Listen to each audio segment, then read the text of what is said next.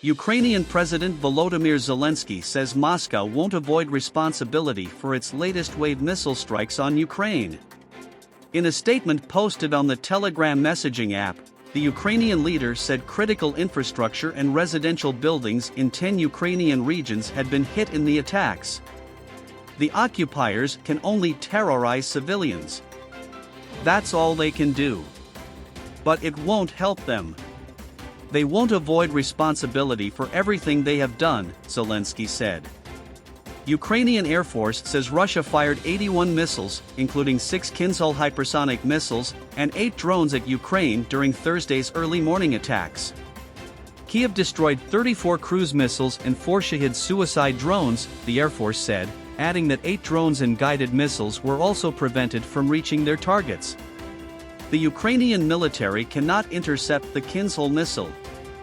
Meanwhile, European Union countries say they have agreed to speed up supplies of artillery rounds and buy more shells to help Ukraine, but still have to work out how to turn these aims into reality. Under a plan drawn up by Foreign Policy Chief Josep Borrell, EU states would get financial incentives worth $1.06 billion to send more of their artillery rounds to Kyiv, while another $1.06 billion would fund joint procurement of new shells. There has been a general agreement on this procedure, but there are questions pending. Everything has to be discussed in detail, Borrell said after a meeting of EU defense ministers in Stockholm, also attended by their Ukrainian counterpart Alexei Reznikov. Borrell said he hoped the plan would be finalized at a meeting of EU foreign and defense ministers on March 20th. New intelligence reviewed by officials in the United States suggests that a pro-Ukraine group attacked the Nord Stream gas pipelines in September last year, according to the New York Times.